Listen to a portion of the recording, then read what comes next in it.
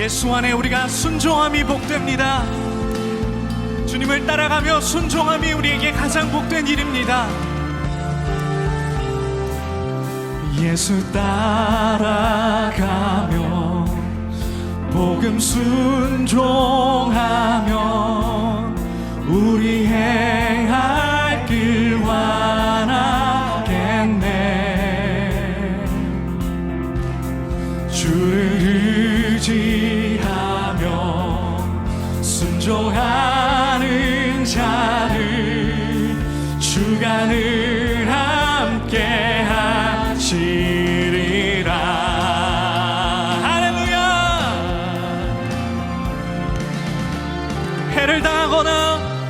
해를 당하거나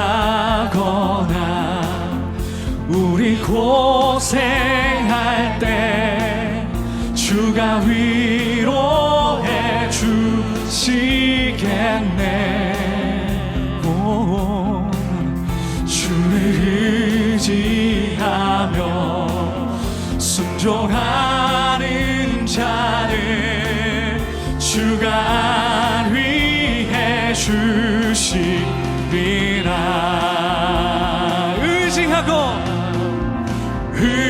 의지하고 순종하는 길을 예수 안에 즐겁고 복된 길이로다.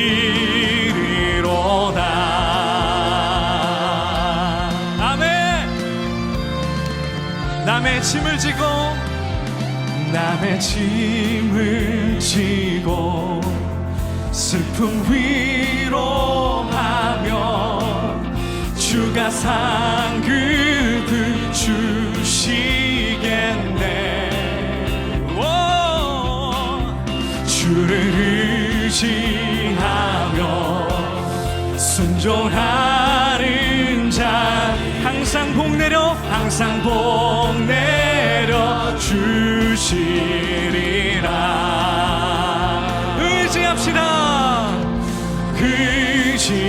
의지하고 순종하는 길을 예수 안에 즐겁고 복된 길이로다.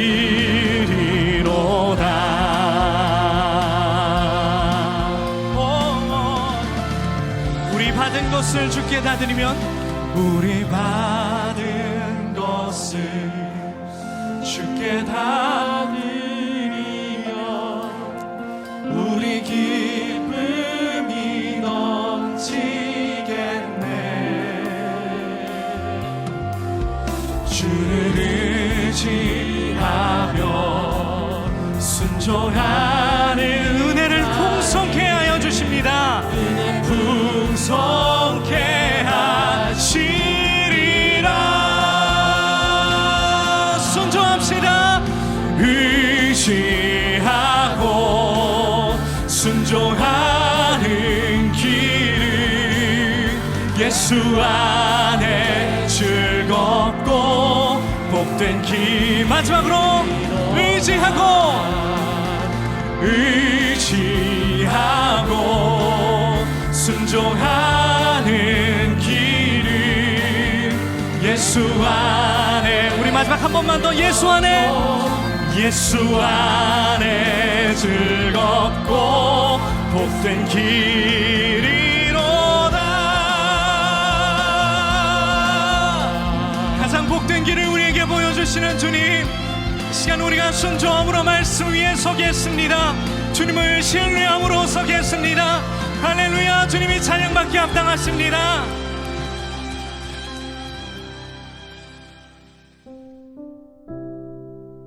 순종할 이유. 너희가 나를 선생이라 또는 주라 하니 너희 말이 옳도다. 내가 그러하다. 요한복음 13장 13절. 주인을 모시는 것과 지배받으며 사는 것은 같은 것이 아닙니다. 주인을 모시는 것은 내가 나 자신을 아는 것보다 더 나를 아시는 분이 있다는 뜻입니다. 그분은 어떤 친구보다도 가깝고 내 마음의 가장 깊은 곳을 아시며 내 영혼을 만족시키는 분이십니다. 그분은 나의 마음속 모든 근심과 문제들을 알고 해결해 주심으로써 나를 안심시키는 분이십니다. 주인을 모신다는 것은 바로 오직 한 분, 우리의 주인 그리스도를 주로 모시는 것입니다. 주님은 절대로 순종을 강요하지 않으십니다. 주께서 원하시는 것을 내가 하도록 하기 위해 어떤 수단도 취하지 않으십니다. 때로는 우리는 하나님께서 친히 나를 다스리셔서 나로 하여금 어떤 일을 하게 하셨으면 하고 바랍니다. 그러나 그분은 그렇게 하지 않으십니다. 어떤 때는 그분이 나를 홀로 내버려 두셨으면 하고 바라는 때도 있지만 그때도 주님은 그렇게 하지 않으십니다. 너희가 나를 선생이라 또는 주라 하니. 정말로 예수님께서 당신의 선생이요 주이십니까? 선생과 주는 우리가 자주 쓰는 용어가 아닙니다. 우리는 구세주, 거룩하게 하시는 분, 치유자라는 용어를 선호합니다. 우리의 경험으로 볼 때 주님의 다스리심을 서술할 수 있는 유일한 단어는 사랑입니다. 그러나 아쉽게도 우리는 하나님께서 계시하시는 사랑에 대해 거의 아는 바가 없습니다. 이는 우리가 순종이라는 단어를 어떻게 사용하는가를 보면 알 수 있습니다. 성경에서 순종이란 아버지와 아들의 관계처럼 동등한 관계에 근거를 두고 있습니다. 주님은 하나님의 종이 아니라 하나님의 아들이셨습니다. 그가 아들이시면서도 받으신 고난으로 순종함을 배워서 만일 우리가 지배받고 있다고 생각한다면 우리는 선생이 없는 것입니다. 또한 지배받는 것처럼 예수님을 대한다면 우리는 주님이 원하시는 관계와 거리가 먼 것입니다. 주님께서는 우리가 지배받고 있다는 의식이 없이 우리의 주인이 되시는 관계를 원하십니다. 우리가 아는 모든 것은 우리는 주님의 소유이기에 마땅히 주님께 순종해야 한다는 것입니다. 김병삼 목사의 매일 만나 365, 오늘은 9월 22일 순종할 이유라는 제목으로 말씀을 나누겠습니다. 첫 번째 주제, 주인됨의 의미.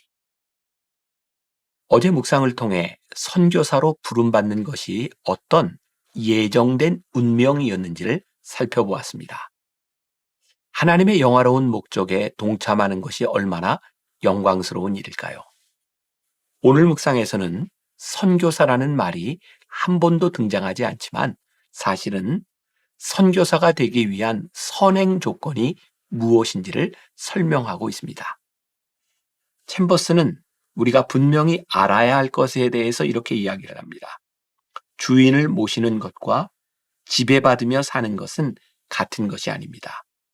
주인을 모시는 것은 내가 나 자신을 아는 것보다 더 나를 아시는 분이 있다는 뜻입니다. 오늘 묵상의 원 제목은 The Missionary's Master입니다. 선교사의 주인은 주님이시라는 것입니다. 여기에서 주인은 우리를 가장 친밀하게 하시고 우리의 모든 문제를 해결해 주시는 분이라는 그런 의미입니다.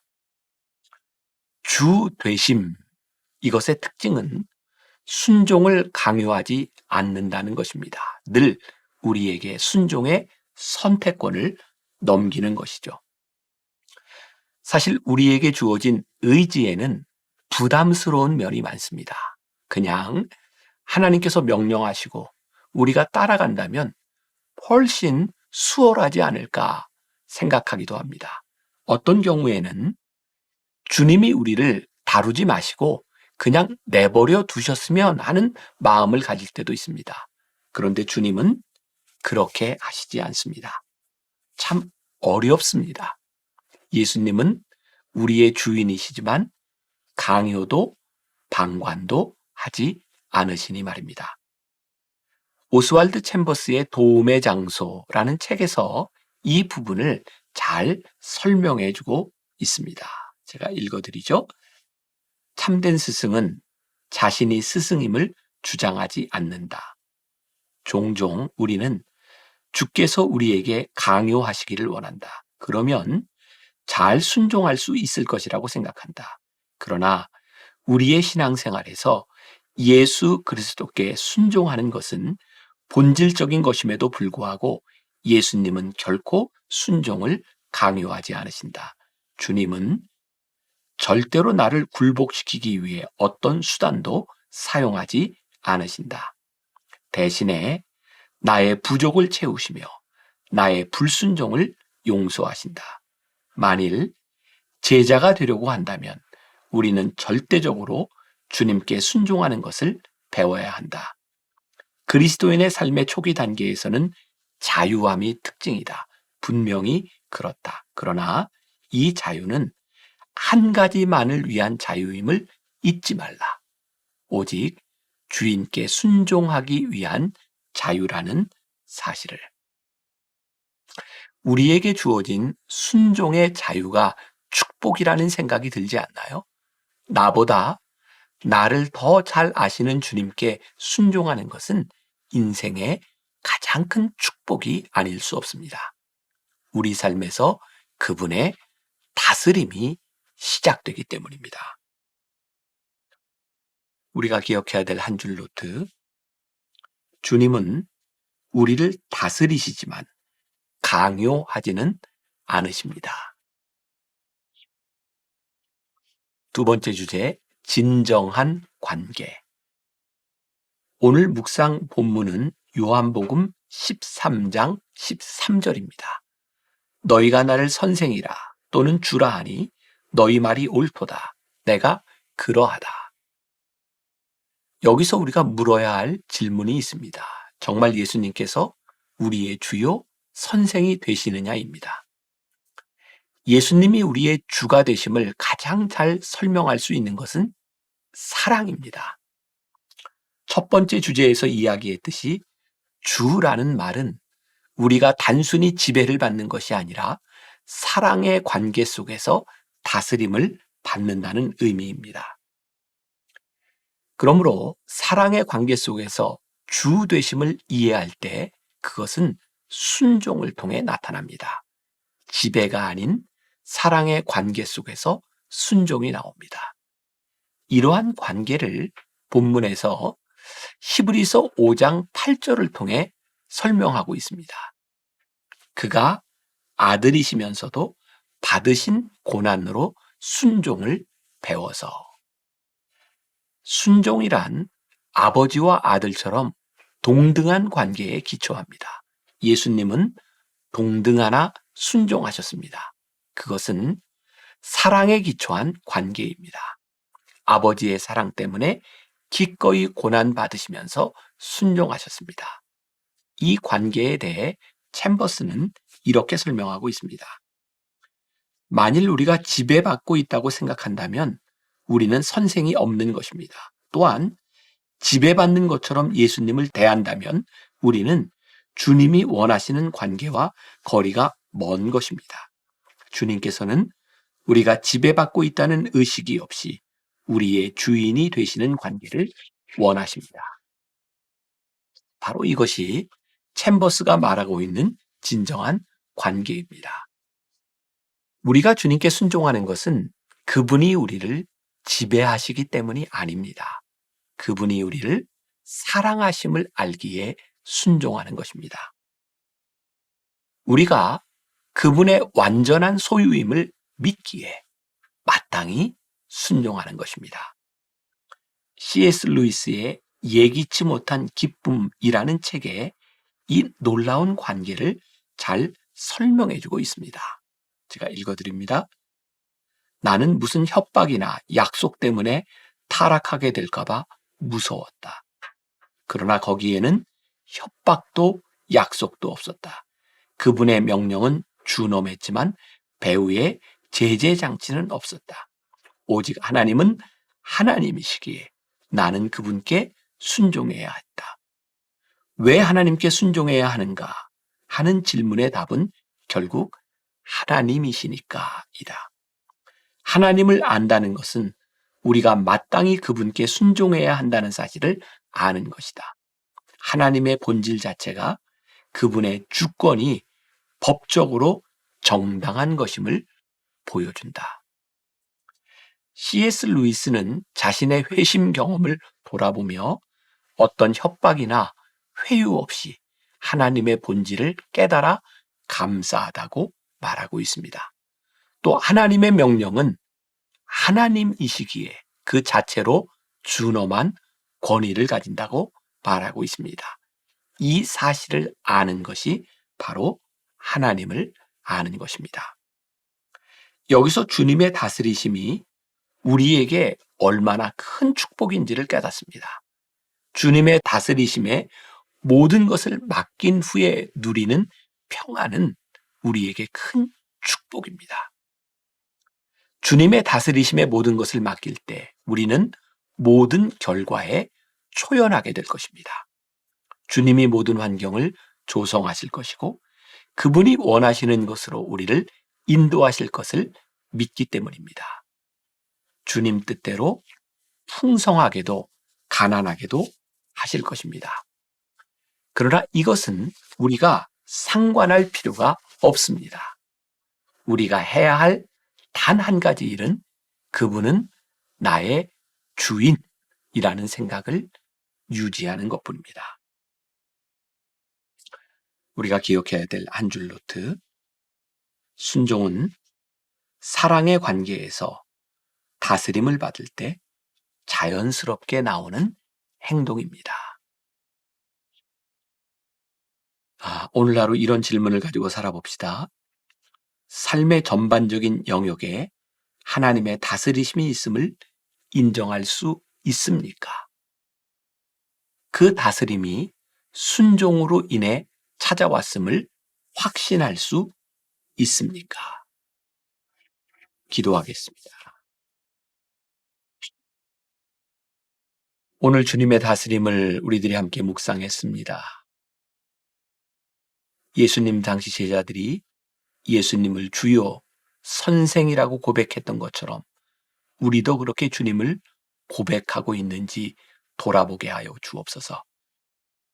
우리가 주님을 섬기고 주님의 말씀에 순종한다고 하는 것은 억지로 하는 것이 아니라 우리를 부르신 주님 앞에서 우리들이 기꺼이 순종하는 그 순종을 우리들이 보일 수 있는 사람들, 우리가 그 순종으로 쓰임받을 수 있는 사람들이 되게 하여 주옵소서. 순종은 억압이 아니라 기쁨이요. 순종은 우리들에게 평안을 가져다 주는 것이며 순종을 통해 하나님의 다스림이 우리 삶 가운데 임했음을 선포할 수 있는 귀한 하나님의 사람들, 그런 하루가 되도록 우리를 인도하여 주옵소서. 예수님의 이름으로 기도했습니다. 아멘.